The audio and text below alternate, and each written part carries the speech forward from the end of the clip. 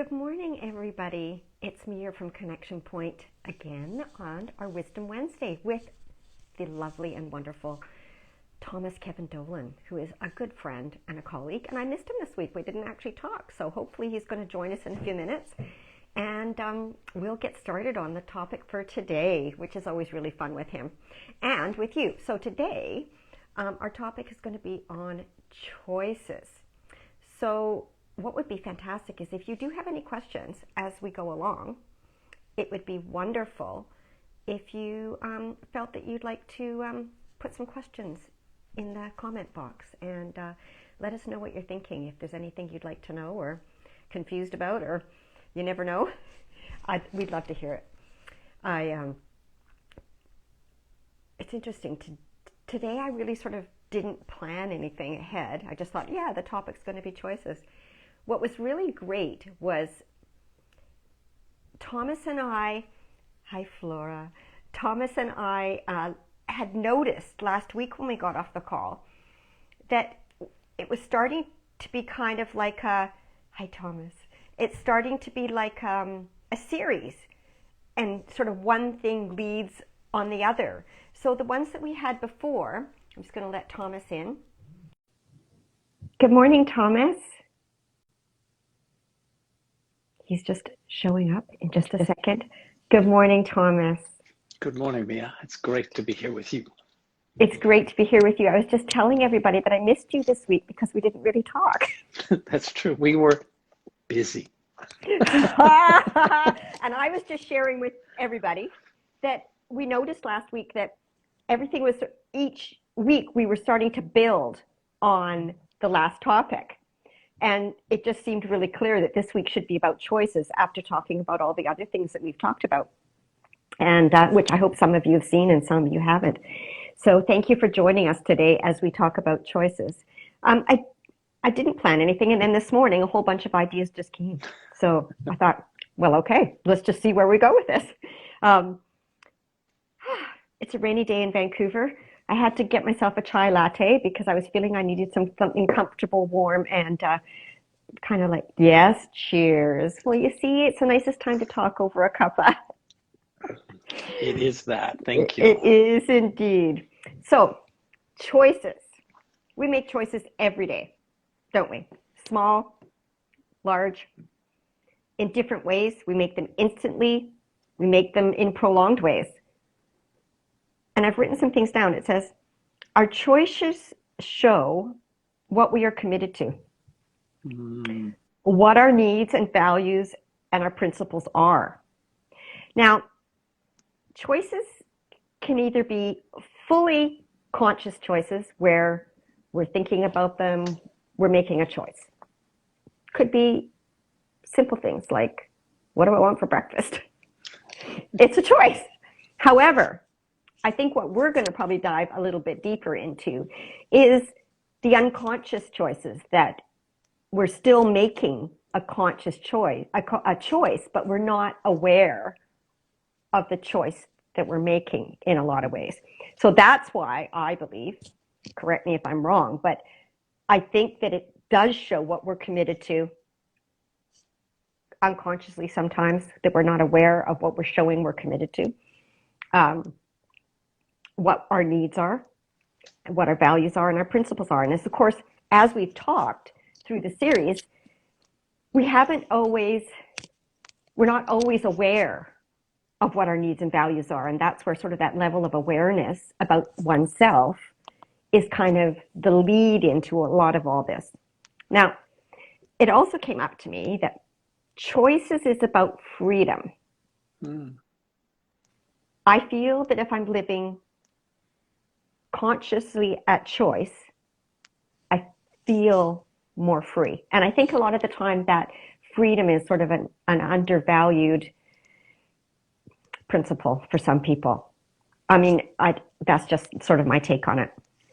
We can't always choose our circumstances, and I'm sure that all of you have heard this before. You can't choose your circumstances. We can't always choose what happens to us.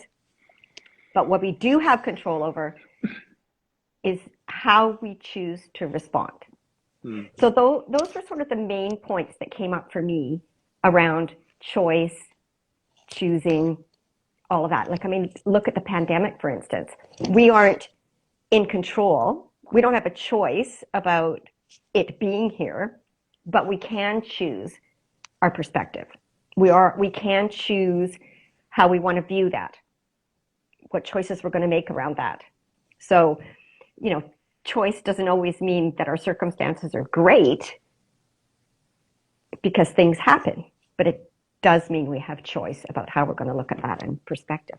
So Thomas, as always, I'm always really interested to hear what came up for you since we were talking about it. And what do you think? How do you feel? How do I feel? Gosh, that's a great question. How do I feel? Grounded in this moment. And I've got a great story to share with you in terms of what got me to this groundedness. But I'm right there with you, Mia. Life is a choice by choice journey. Mm-hmm. As human beings, we're blessed, right, with this notion of freedom of choice. Whether it seems like it or not, in every situation, as you said, there's always a range of choices, right? We are where we are. I am with you today. Every choice that I've made in my life has aggregated me to actually be in conversation with you. And for those folks that are listening and watching, all the choices I've made have put me right in front of those folks as well. So I don't like, let me share the story. Choice. Okay. And you talked about unconscious choice, right? Mm-hmm. So I sat in meditation a couple mornings ago, very early in the morning, and this came up for me. It was a saying my mother had.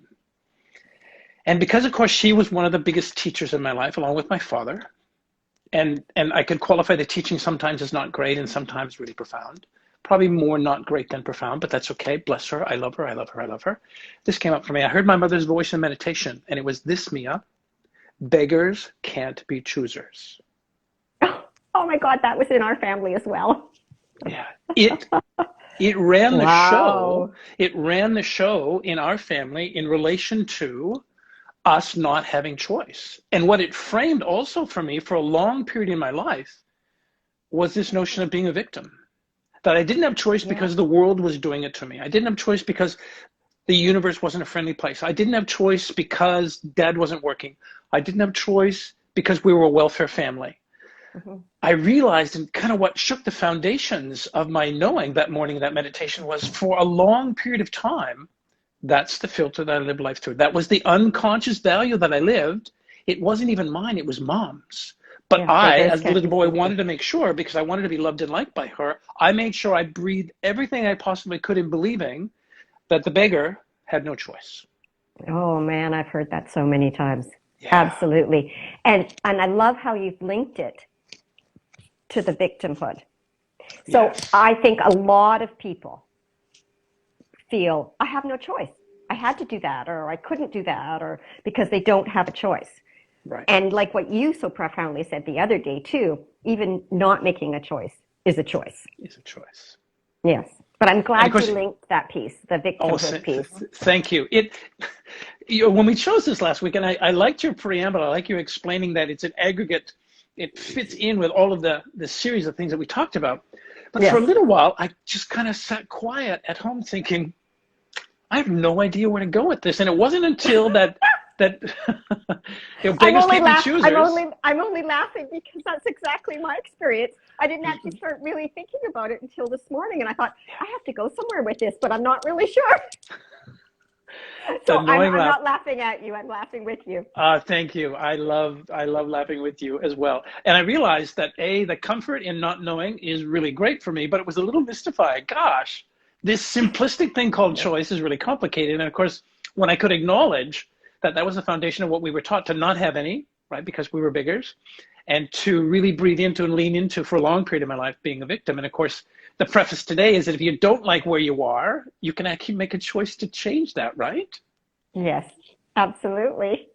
I'm not sure I think where I am. So I think consistently making choices that are in alignment. First of all, I got to get clear about what I want to be, right? Who do I want to be in my life? What degree of fulfillment do I want?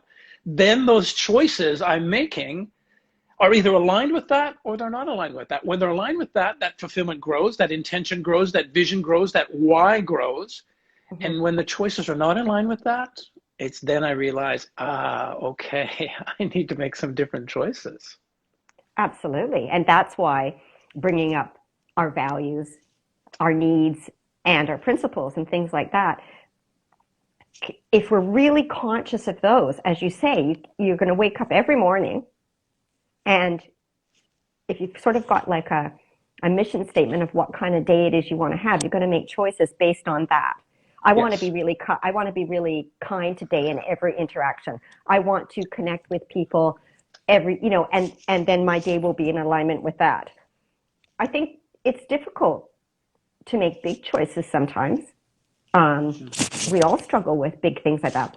Moving, being in a relationship, getting out of a relationship, Yes. all sorts of big choices. How to choose my CRV, that was a big choice. But those are different than, I think, talking about the choices that are deeply reflective of what we want in our life, what we want more of in our life, who we want to be. And I love that, who we want to be, who we're choosing to be. And I think that that's really powerful, I think, to be able to know those parts of yourself and make choices accordingly. Does that make sense? Or did Oh, I just Mia, sort of Mia. go off on a tangent? No, not at all, not at all. And of course, I mean, there are the extremes, like you had mentioned, breakfast, what I'm having for breakfast, and then the extreme is this. And I dove a little bit into some of the work of Viktor Frankl, right, the psychiatrist and I Holocaust love survivor. him. Mm-hmm. Oh my gosh, he said this: everything can be taken, right? He said, a man, everything can be taken from a person, but one thing, right? The last of the human freedoms, to choose one's attitude in any given set of circumstances, to choose one's way. So even when life lands us in a really horrible place, like it did with Viktor Frankl, Mm-hmm. he suggested that every human being has the freedom to change at any instance, right? And essentially, we always retain the power to choose, always retain choice. And of course, that had me become instantly humble when I remembered, right? I remembered long ago I had created a management seminar for Van City here in Vancouver, and the guest speaker was Howard Schultz. And Howard Schultz at that time was the CEO, the creator of Starbucks. And he told Right. this great story. As a Jewish man, he sat in front of 200 and so amazing managers at Van City and said, I have a, he said, my rabbi sat with us and 5 other prominent business leaders, right, in the Jewish community. He shared this story. He said, I was a Holocaust survivor. I was given, right, a choice of what train to go on in terms of a concentration camp. When I got off the train, we were grouped. He said there were 12 of us. We were given one blanket between the 12 of us. And he said to Howard and his colleagues, these prominent CEOs, he said, what would you have done? What choice would you have done? What choice would you have made with the blanket? And Howard said to the audience, it felt like a really loaded question, given that it was this rabbi of ours asking this question about, he got a blanket, what were we supposed to do with the blanket? He said to us, what would you do with the blanket? And nobody answered the question.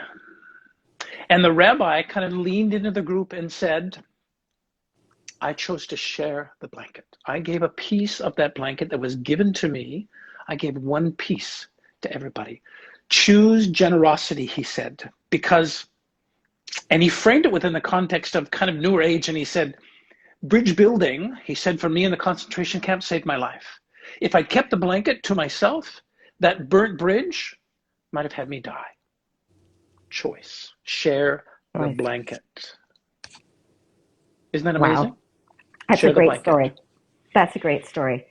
Well, and I think, with a lot of my clients, oh, my thingy's gone like that.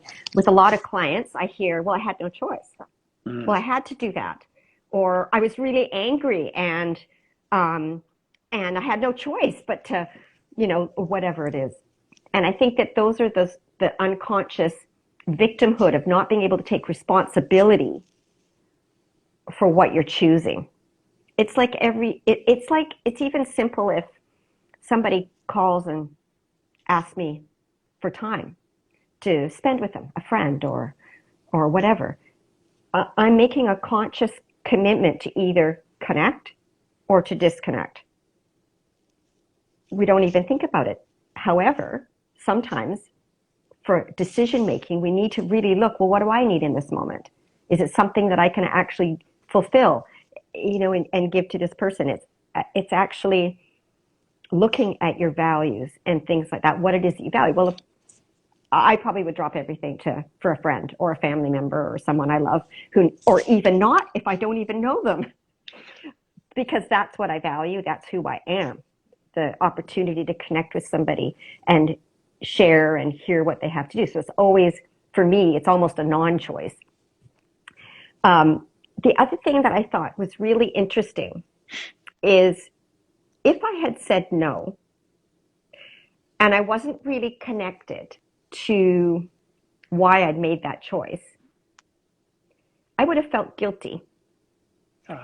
And the thing that comes up for me is that guilt is actually an awesome barometer that you've maybe not made the right choice for what it is that you value. So, because I could choose to value that person, or maybe what I'm saying is that I'm valuing my own time more, but I'm not aware of it. I'm not thinking about it. And if I go away and feel guilty, then I'm kind of got warring values. And so then we can get into the shoulds and the shouldn'ts and all of those sorts of things. And I don't put guilt in that category. Guilt for me, I just use as a barometer. It's like, okay, I've compromised my values in some way by making this choice and this decision. That's what I use. I think that it could be really valuable in terms of monitoring whether you're making a good choice for the insides of yourself. It's a great barometer. It's a great barometer, Mia. And I too use that as well. I used to think it was really horrible to feel guilty until I realized, wow, I could have this feeling, this emotion called guilt, and have it work for me. The other barometer I use, because it never lies, is my body. Is your body. Yeah, is my body. Yep. I have a sense, depending on where that energy lands, and I've learned to listen to it. And of course, it wins every time, right? The body wins every time. So I do too use guilt as a barometer in relation to, was it the highest? Was it in my best interest to make that choice? And of course, if guilt shows up, I realize, oh, I did compromise myself, right? I did allow that no to actually stay tucked in and not brought out. And I allowed this yes, whatever that was about. Probably the people pleaser in me was really wanting to be loved and liked. So I was willing to give up who it was I needed to be. So guilt and my body are two really great barometers. So thank you for adding that in, because I think it would be great for people to realize they've got within themselves a couple of things that could have them measure whether or not the choice that they made was in their highest and best interest. Well, I love that. It's almost a step-by-step idea of you actually have this intuitive knowing that a lot of us don't listen to it. And I'm really glad you brought that up, because it's a lesson that I've had to learn my whole life as well. Is going, wait a minute, I can feel if it's right or if it's wrong for me. I'm not talking about anybody else's values. I'm talking about my own. And so you feel it. Now, if you bypass that, as you say, this is brilliant, then you're going to feel guilty. And that's what I mean is, that's if you aren't aware and conscious of the body response, which there's a lot of clues in there, then guilt will show up, because it's like it's going to keep coming at you until you get, wait a minute, this isn't right for me. Does that? It does. That lesson will show up. And of course, Frankl said, right, every human being has the freedom to change in an instant. And I think that the critical life lesson is that it's an important reminder that we actually do have control of what we do next. We may not have control of the circumstance, but we do have control in terms of what we do next. It's not what life throws our way. It's how we actually deal with a circumstance that matters. We can reframe the challenge, right? We can reframe that experience for ourselves. We can choose to look at it and react to that difficult moment in a more positive way, allowing room for self-development, perhaps growth, perhaps learning. And to your point, Mia, the lesson keeps showing up for me when I don't get it. When I do get it, the lesson's gone. Exactly. Then you're not going to feel that way, because you know that you're living really quite authentically in that moment. And that's why I always say the truth is simple, because it just is. It's, and so we all make choices based on that. I think the hard part is when we're not aware of it. And it's sort of, there's an unconscious drivers that we're not even aware of. And I think, I love the one that somebody said about relationships is when I wake up every morning, I think it was maybe Gottman, John Gottman, Dr. John Gottman. I think he said, wake up every morning and choose your partner. You have a choice to think positively every day and choose your partner every day rather than turning away. So he says it's a turning towards rather than a turning away. It's a choice, conscious choice. And I think it's about many things, in our day as it goes, and relationships especially. Yes. Who do I want to be in this relationship? How do I want to show up? How I can be the best person in relationship with somebody. But I think that's not what we do naturally. I think, when we're younger, it takes a while to get to this place where you're more aware and conscious of the choices that you're making. And and what it's saying about you. It's true. It is a commentary in terms of how you choose to walk in life. Notice how you choose to walk in life. Yeah. And for some, the circumstance is appalling, right? For some, the circumstance is privileged. And choices based on those two circumstances would be radically different. This is not you and I being a judge of that people makes, but it is this notion of, and I agree with you, right? I love this privilege of aging because it's allowed me to realize I can take a much bigger breath today. I don't have to say yes. I can say to somebody, I've got a beautiful 24-hour rule that will allow me to actually take the time I need to take in order to make a choice, right? To choose yes or no. But ultimately, I agree with you. If we frame it from the perspective of, it's important to understand that there's no such thing as small choices or large choices, right? There's nothing neutral about our choices. It's going to create for us, it's going to create some circumstance that either works for us or doesn't work for us. And of course, that working for us means that we could have supported somebody. And of course, we've talked about this before. I mean, it's this notion of, if I come from this notion that I'm choosing to hold what life serves up, instead of it actually serving it up kind of to me. Yes, exactly. Yeah. Life happens for us, not to us. That's brilliant. I love that. Yeah. So every decision and every action, right? Because there's no such thing as choices that matter and those that don't. Every choice and every action, if it's connected to a belief that's really deep for us and a belief that resonates for us, it helps us lean into what we're going to choose and what action we're going to take based on that choice. Yeah, I love that. So let's just, I'm thinking of an example of the opposite of that in a way is that I have lots of couples that actually work on this dynamic with choices, is they always seem to be just arguing. And we're years into counseling. And finally I said, you're really committed to arguing.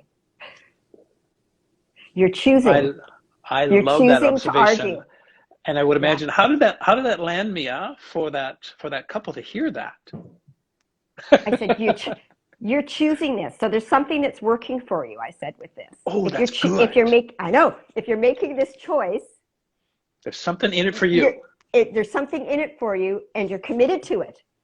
So you don't even have to, just by your action and your behavior, it informs others of what you're really committed to. Obviously, I'm alive, so I have relationships with people that sometimes are challenging, and how I want to show up in that.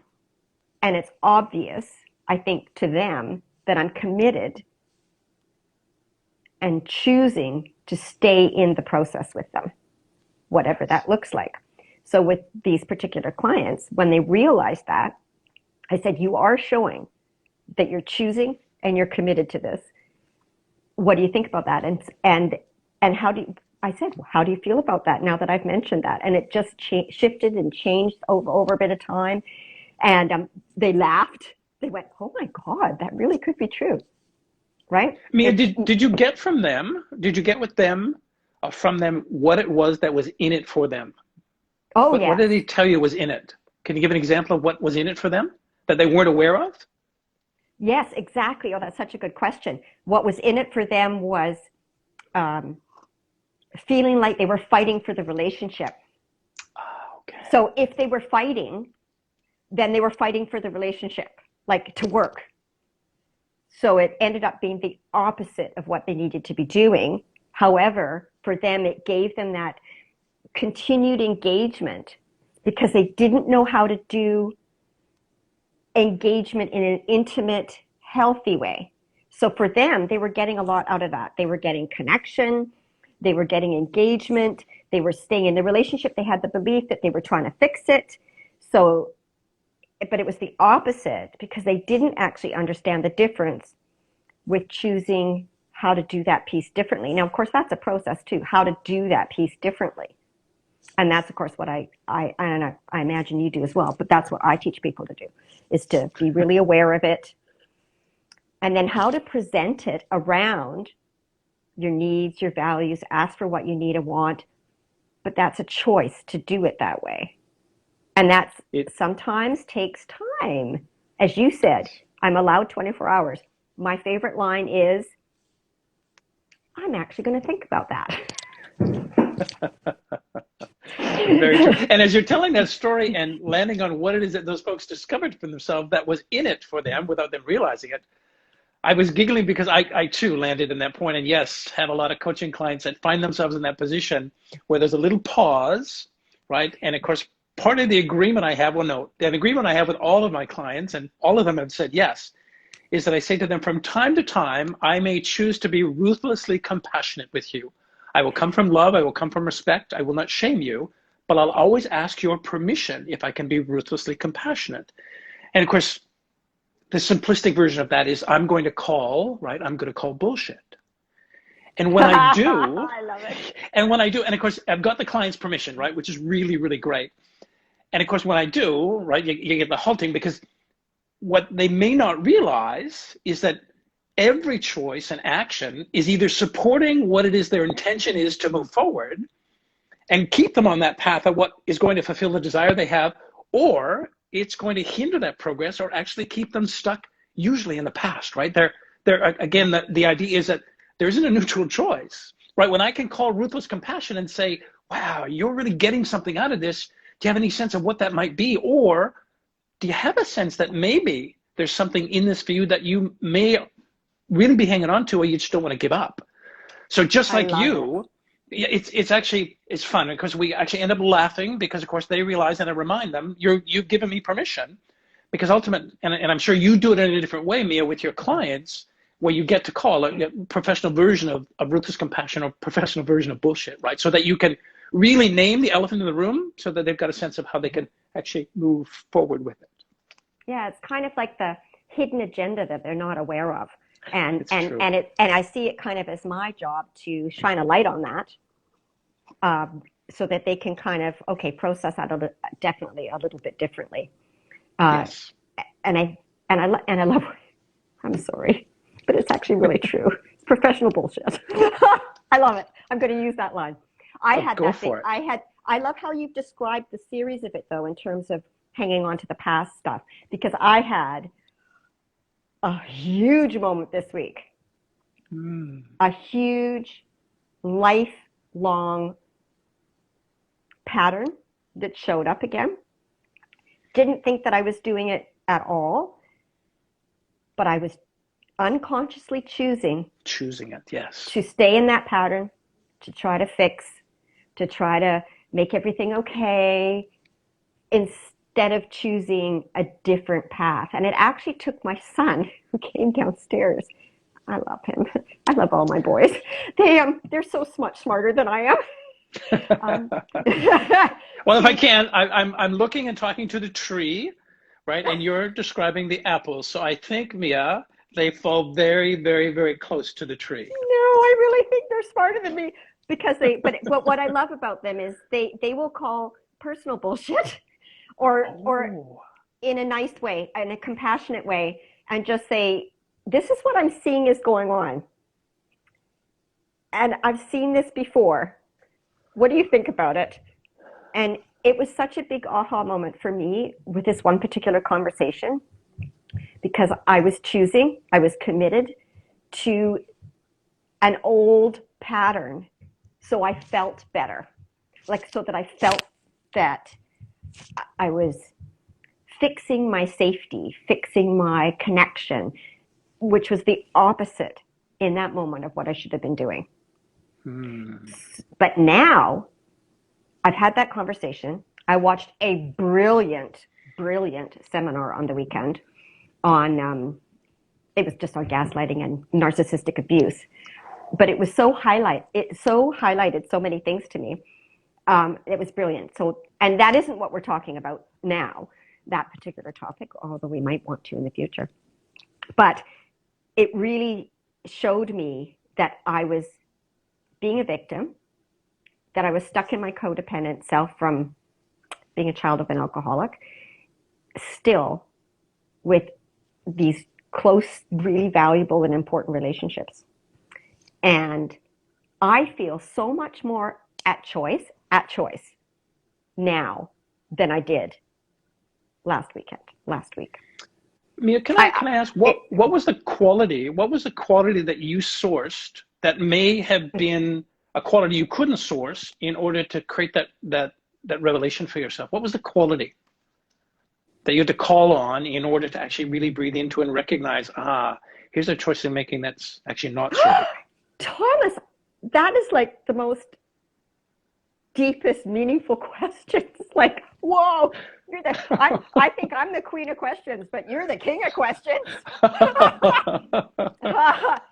So it was that I'm not always right, that I can admit that I have blind spots, that I'm open to somebody's feedback. I think those were the things that allowed that to happen. Beautiful. Would that be humility? Would that be humility? That you chose your own level of humility and humbleness to realize where it is that you were. Yeah, exactly. Maybe. I don't know. I don't know if it's humbleness. I think I'm going to have to sit with that word for a while. But humility. It was that I just felt that I can take feedback. I'm open. I'm willing to learn. And I know that somebody, like I do with others, that I can have blind spots, but that somebody else might see those when I don't.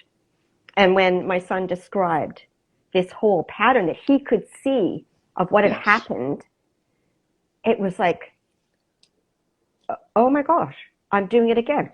I'm giving up my choices because I'm stuck sort of in that trauma place. And I just feel that the healing in the last year has been exponential. And I hope that for people that struggle with, trauma and these things can take some hope from that you can go through these processes when you're 20, when you're 30, if you recognize them, if you start to question yourself, if you're curious, you can go, wait a minute, is that true? It's like what we were saying, don't believe everything you think about yourself. Things don't always mean things about you, and that going deep, having a look at it, being open to the feedback, whether it's coaching, counseling, friends, family, can help you make different choices about who you want to be. Mm-hmm. So in that moment, I chose to be open to other people. So I'm sitting with humility. I'm not sure. Can you explain that to me? I can. Ultimately, help me out, Thomas. Help me out. I think that I can support you in this. This notion of, first of all, the dynamic is this. Who's the only person that we cannot see when we walk into a room? Exactly. You have the grace and the love of your son to be able to hold up this beautiful mirror and say, Mom, I experience you as being these behaviors. Yeah. You must have taken a breath and said to some degree, yes. First, it hit me in the body. Oh, of course. Absolutely. No, that I understand completely. Yep. And I went, huh? Yeah. And then for you to lean into this revelation from him, which was really a gift of love, right? Yes, From your absolutely. son. Well, and I took it like that. Yeah, good for you. That would be right there, Mia. That's the humility piece. Oh, is it? I took it like that, right? First of all, the Oh, big whack is ego, like, and tucked in there, that egotistical response is no, no, can't be. That's not me. I'm the counselor. I'm the therapist. We go through it very, very quickly. And then because you've got this relationship of safety and love, and of course you've got this time with your son, mm-hmm. you then perhaps took a breath and realized, wow, who he's showing me that I'm being.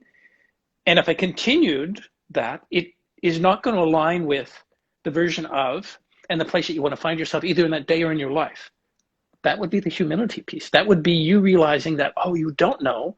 And somebody that can see you because you can't see yourself brings to you a version of you that in that particular moment is true. And our humility, the grace that you chose for yourself instead of pushback, was just really helpful for you to take another step forward in your life. That would be the humility piece. You gifting yourself with the humility to realize it wasn't a great choice for you, and that he was presenting an opportunity for you just to see that you made the choice to actually go in the other direction that does serve you. I think that's really kind of this notion of our own humility, of humbleness, to be able to go, okay, I'm back on the track again. Yeah, well, actually, it felt almost like the last piece of a puzzle. It felt like a big weight had been taken off my shoulders. It was like somebody took the veil and went like this. When I said that I felt this, yes, it was actually that I knew instantly in that moment that it was the truth. That was what hit me. It was like, this is completely true. Like, and how did you choose that knowing?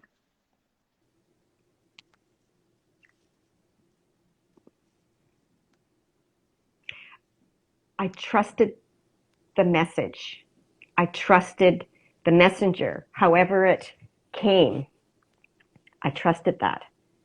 And then it was really interesting that the next day I had this course to go on, and the course was about the dynamic of what was going on, but it was the behavior of the person that it was happening to. And it tied in so brilliantly with what he had said. And that's how I've just felt this weight off my shoulders. Like, it's like, wow, I had no idea. And it was, I mean, I did, obviously I knew, but I hadn't, it was a blind spot. And when I looked at my whole life pattern, so there it was, just showed up. So I think that it's brilliant to be able to feel how I feel now today is, and I don't know what it really means, but at choice. No more a victim to that pattern. Does that make any sense? No, Oh, it doesn't. Yeah. And what comes up for me, because of course I can see you, you can't see you, is this human who I have great love for, you being really humble and open to, it's not a new truth. It's just one that you didn't remember that you actually had. Yes. And of course you chose to re-embrace that for yourself. It helped you remember, this is the Mia I want to be in my life. This is the Mia that I want to present to the world, right? So you're welcome back to you, and I acknowledge you for saying yes to the message and the messenger. Thank you. And that again is a choice. It's choice. Made consciously now, rather than me choosing something unconsciously, which was my drivers. My son also chose, he made a choice to take time to come down and connect with me. And it was nice that he gifted me that time. And I always know that if any of my sons gift me their time, that it's important and it's special and I want to hear it. So there's lots of choices going on every day in terms of how we are in relationship with other people. You showing up today was a choice. Me showing up to be on the call is what I value, and so it's a choice. Mia, would one of the tools you have in your arsenal to remember choice would it be your sons from time to time showing up that you can lean on? Because when that son comes down to visit you, in this particular case, to be able to mirror back to who you were being, is one of the tools that you have to remember choice. Is it family from time to time for you? Yes, probably family, friends, Good. things like that. I don't know. Is it the same for you? Is that what would propel you in terms of reminding you as well? Well, I think relationships, just broad relationships, are what Yes. bring me back to my choices around what I need, what I value, what's important to me, the principles I stand on. Yeah, Yes. so it's the people I connect with. It's That's not great. Yeah, it's not just family. It's actually Yeah. any lots of times we're having conversations and I've thought that the learning or the talking or the connecting that we have always reminds me of what I'm choosing. And so One conversation at a time. one conversation at a Conversation at time. a time. Yes. One of the tools I have, and in my formative work, and what I mean by that is, and it was the shadow process with you, right? Kind of back in All the right. mid 2000s, was a book that Debbie Ford wrote called The Right Questions, and there are 10 questions, and the one that when I realize, wow, I'm in a place of I'm not remembering that I have choice, and the choice I'm going to make, I use this to frame it for myself, right? Oh, Because good. Yeah. I have a why for my life, I have a vision for my life, and that framing. So one of the tools, and yes, my husband is one of them, and I mean that pragmatically, right? I mean that Yeah. pragmatically. He can reflect back to me similar to what your son reflected back to you in terms of how I'm being. But this one works really well for me, and it's, will this choice propel me toward an inspiring future, or actually will it keep me stuck, keep me stuck in my ego, keep me stuck in my past? So when I'm really, right, because it's an invaluable tool to support me in making a choice that actually is going to get me where I want to go, right? Ultimately, when I commit to choose and act in alignment with the fulfillment of the intention I have, I then declare to me, I declare to my husband, I declare to family, I declare to friends, Yeah. and to the universe, right? I make a declaration that Mhm. I'm really ready and raring to go. And when I'm not doing that, when I'm not using that particular question, I can really find myself in a place of stuckness, or I find myself in a place of just kind of thinking, well, what's the point? I love it. That's really good. Thank you for sharing that trick and tool. I actually asked myself, is this going to create more connection or is it going to create Ah, disconnection? yes, that's So that I, beautiful. And of course, yeah, that ties in exactly who it is that I know you to be, right? You're declaring that you're ready and willing to give up kind of who and what you've known yourself to be to actually be that woman that's all about connection.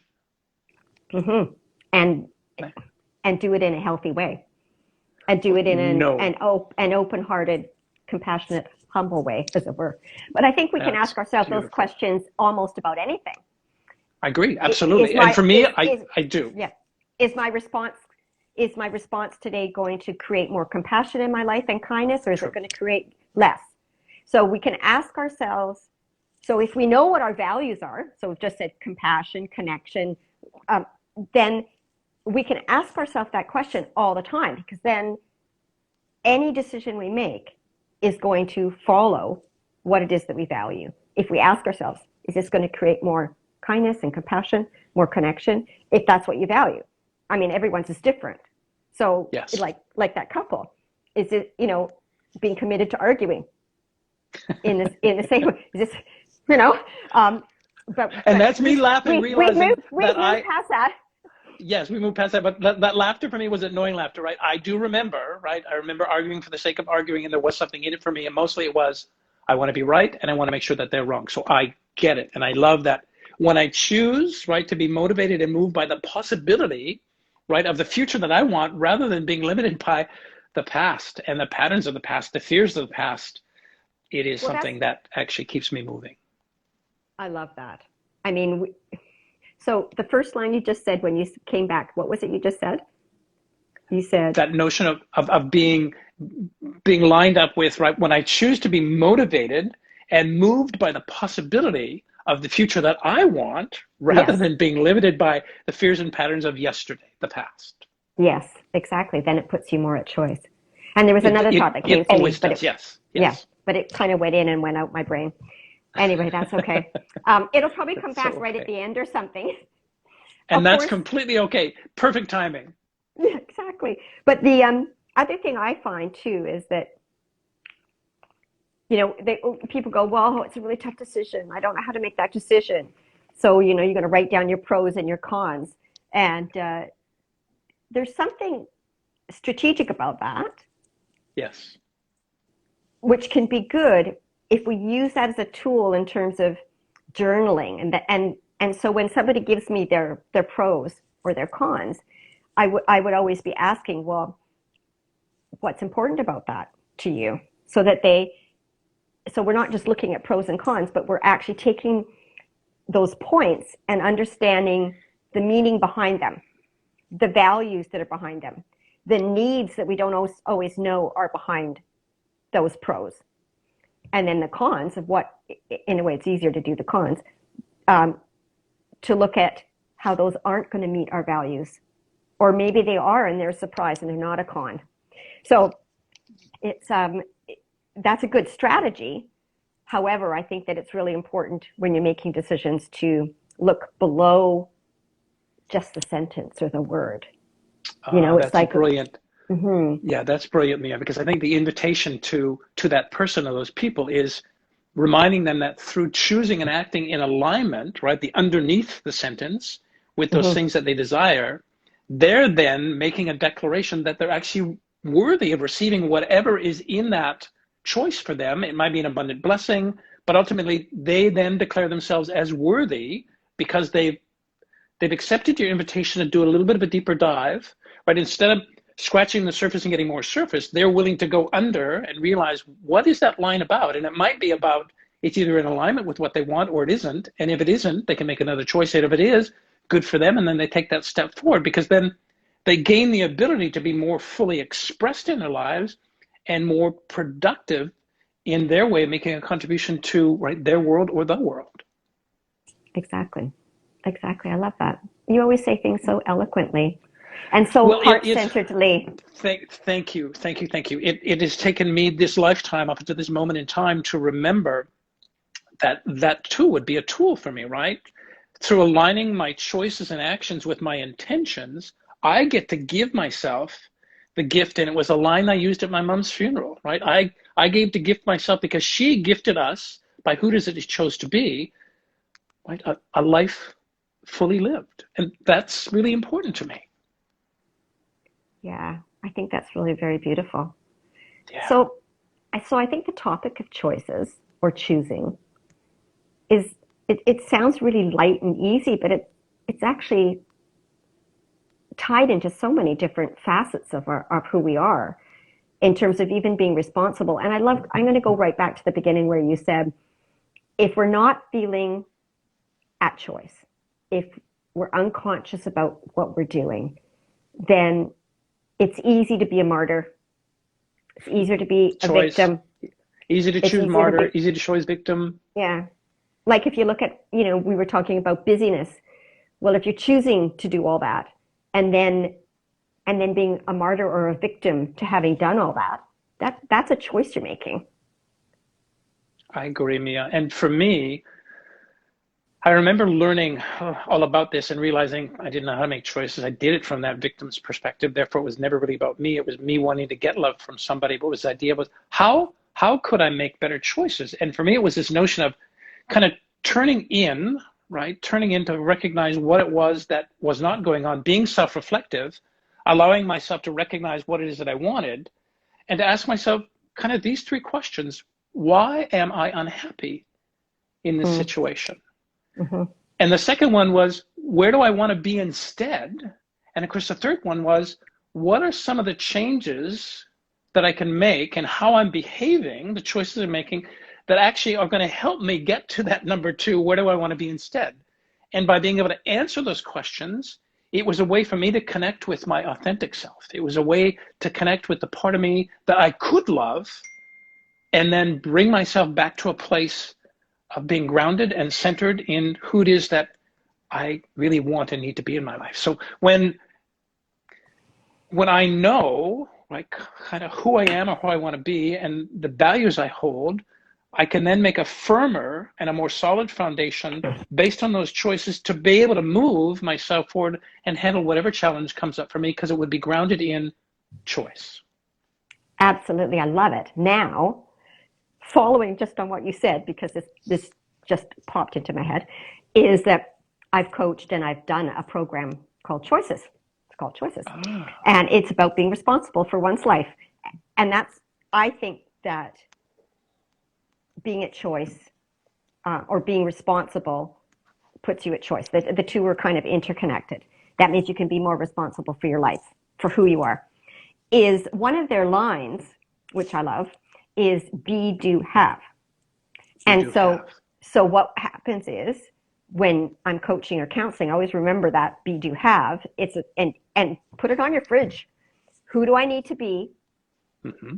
Who do I need to be? Who do I want to be? What's important to me to be a certain way, like we've been talking about. What do I need to do? Yes. To have what I want, what I need, and what I value. So it's just a simple be, do, have. And That's beautiful. It actually describes exactly the process you just were talking about. So it's who do you need to be? Who do I want to be? What's important about that to you? What do I need to do? What's the action? Right? Take some action steps. It's an action word. It's an act. You take some steps to have what I want, to get what I want, to be what I want. So it's a be, do, have. And I love that. Be, do, have. Be, do, have. And what a great framing, because of course it's simple to remember. And then if you're committed to doing really great, authentic work around those three words, boy, you can only arrive in the place that you want to arrive, correct? Yeah, it's almost impossible not to. Let's just for a minute, unless you're willing not to do the work authentically. Unless you're committed to not doing it. Unless you're choosing not to do it. Exactly. I love that. Just again, we've got about 8 minutes. I'm just trying to, be mindful of time as always. I don't want to hit the button at the last past. Thank you. Is what's one thing that we could leave everybody with in terms of recognizing our needs and what we value and how those qualities need to inform our choices? Do you see? Because a lot of people might listen, oh, well, I don't know what I need. How can people, I don't know what I want, I don't know what I need, I don't know what my values are. How can people look at that as sort of the container for where your choices are going to come from? It's a part about being aware of oneself at a deeper level. How can people do that? How can people get that? Here's what I learned. Okay. It's not out there, Mia. It's not in the new car. It's not in the new house. It's not in the new relationship, right? It's not in the new AirPods. It's this notion of, and some folks really don't like to hear this. It's not in your AirPods. It's not in my AirPods. It's not in your AirPods. Sorry. My point is this: you're looking to somehow honor the choice that's actually going to have you line up with who it is that you want to be. And my point is, it doesn't exist outside of you. It's not in the outer world, right? It's not in the marketing message that we receive all the time. It's if you're unsure of what changes you want to make to arrive at a better you, one thing to engage in is this self-reflection. Go inside, tune into yourself. It's going to empower you, right, to know who it is that you are, but it will help you discover the barriers that you actually have put in place that are having you not make the decisions that are important for you. So it's an inside job, right? It isn't out there. Absolutely. Your partner won't do it. Your family won't do it. The retail store won't do it. It's about going inside. And for me, that was a really difficult lesson because, of course, I wasn't schooled in knowing that I hold all my answers. And I found some amazing people to support me and remind me of that. But ultimately, we've been convinced that this notion of, and my tradition, my foundation of coach training was being the subject matter expert, having you come to me for your answers. That didn't work for me. Mm-hmm. Because ultimately what I reflect back with a potential client that I'm going to work with or not is to say, I have none of your answers. You have them. I have a container for you. I have some great questions. But ultimately I can say that because I had to discover for me, Mia, that it was a journey. It was allowing me to recognize that I need to go inside to get a better sense of who I want to be, what I need to do, and ultimately having what it is that I want from that process. Because if I identify an aspect in my life that I'm unhappy with right now, I think the be do have is a point. But before that, we've got to go inside to do that work. How do you feel about Absolutely. that? Okay, great. Absolutely. No, I love that. And it really speaks to me because at the end of the day, what came up for me when you were saying that, which is very clear, is it's our feelings. So when you're living your life looking like you're being reactive or you're angry, I can guarantee you that you're not looking, you're not aware of where your needs are not getting met that's causing you to feel that. I'm just using that as an example. Where your values are that you're compromising. So I suggest for anybody kind of starting this process is start with your feelings. Start with the body, the feelings that come up, and really start to use that language of, I'm feeling this. Once you kind of think, oh, I am really feeling sad, or I'm really feeling hurt, or whatever the feeling is, you can then look, oh, I'm not getting this need met because I really need this or need that or whatever it is. And then you can make different choices. So that's where I think part of the inner reflection just starts with the feeling and knowing that I've got all these feelings going on and I'm not sure what's going on here. So as you say, it is inner reflection. Yes, It's it is. taking the time to maybe even write it all down and journal it, because that's the best way. I'm feeling this and this and this and this and this. And then you can really look at how your feelings are connected to your needs and your values and your principles. And if they're negative feelings, how you're not honoring those. And the range of negative feelings are huge. If they're positive feelings, then you're honoring those needs, values, and principles, which are the authentic parts of the authentic you, are what we stand on, who we are as people, how we are as individuals. So that's where I think it's a good place to start. I don't know. How do you feel about that? It's a great place to start. I think that we've given some really great examples for somebody to kind of foundationally begin the work. And of course, like you'll close with, if somebody needs additional work for a deeper dive, they can lean on you, they can lean on me for some additional support. But I really, really like that reminder, Mia. That's really great. And of course, all through it, what kept popping up for me was, or choosing or not choosing, or choosing or not choosing. Yeah. It's like, wow. You said earlier, and of course, for me, like you, I mean, part of some of the work I do, we land on this notion of a conversation around choice. And it always just absolutely behooves me. We're talking about something so simple. And for folks who realize, and I was one of them much earlier in my life, I had no idea how complex choice is. I know. It's really everything. And learning to be responsible for our choices is really a hard concept. 100% responsible. It's a hard concept for a lot of people. It is. And yet we're going to trust, right, with that commitment and a great foundation to creating a different version of themselves. It's a choice that some folks are going to choose to make. And we're there to support them if they do. And we are there to support you. I think a lot of people come to coaching and counseling because they're having a lot of feelings that they're not comfortable with, and or they're not sure about, or they don't understand where these things are coming at them. And that's what we do. We can always help you figure out through a process. Now we're coming to the end, and I really don't want to get cut off or we'll lose our video, and we don't want to do that because we're really hoping that other people will be able to watch it and get some value out of it. So we're going to love you and leave you, and hopefully we'll see you next week because we've got more coming. So Thomas, thank you so much. We choose gratitude. I choose gratitude for you. I choose gratitude for all those that are listening and watching. Yes, much love. Much love to you too. Bye now. Thank you. Bye now.